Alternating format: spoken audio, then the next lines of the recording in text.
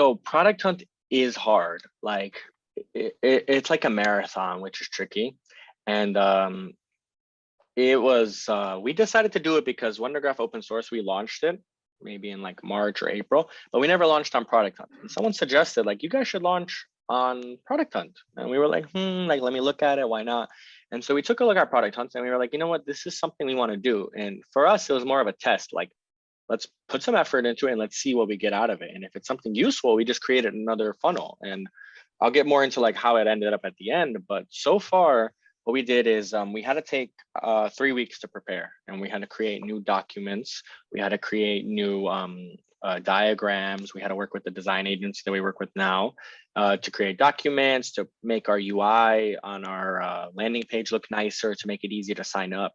And then we had to use the community. So for the first, like, we had to go and we had to ask them like, hey guys, like, we're going live, like, you know, we have 500 people in here, like, we want to try to get to top 10 at least, like, you guys can help us out. And what's funny is our goal was 150 upvotes and 20 comments, and we ended up completely obliterating that goal. So we had like 680 upvotes.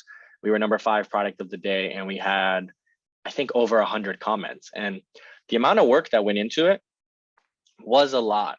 But the amount of return that we got on it was also just as good. So the work that went in was, I had to wake up, since it's Pacific time, it's at 3 a.m. So, or 12:01 Pacific time. So at 3 a.m. I was up, and I had to monitor for 24 hours until the next day till 3 a.m. And it's very tricky because you have people across all different time zones, same thing with our community. And so you have to make sure you keep the momentum going by sending out like your army during the whole day. So we had to hit Europe, we had to hit people that were in China, anyone that knows what WunderGraph was, to come and support us. And we didn't ask them to upvote us. It's against actually the rules on Product Hunt, but just to come support us.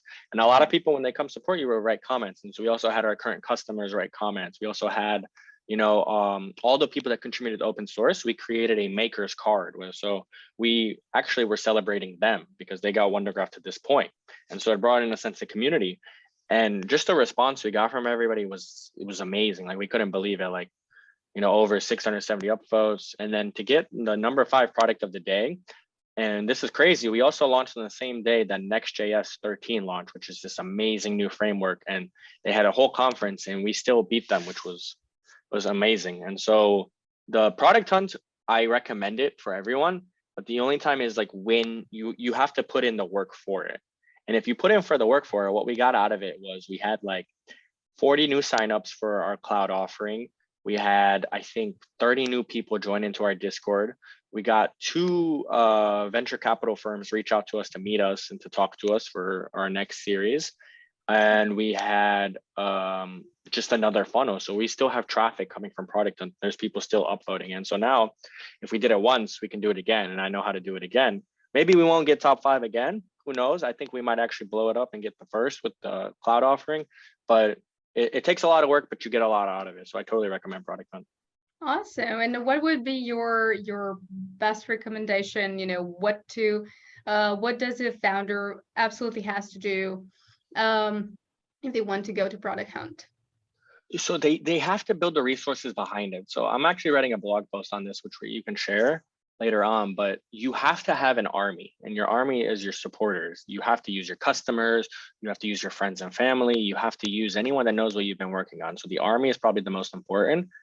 And then tied with that is the diagrams and the presentation. People are on Product Hunt all the time and they quickly see something. So your tagline has to be something good, the open source developer platform. And so you have to make sure that you run by the copy as well as all the images that you created, and they have to be professionally designed and ready to go. And then third is influencers. So when you're building out a startup, especially in DevTools, there's developer advocates, and you can, you know, make friends with them. And if you're good with them and you create a nice relationship with them, they can always help you out, you know, a simple tweet or something like that. And so I am connected with the mayor of Miami in Miami. And so like, he's a very big tech guy. And like, I've spoken with him at like conferences and things like that. And I reached out to him and I texted him. I was like, hey, we're live on Product Hunt. Do you mind supporting us on Twitter?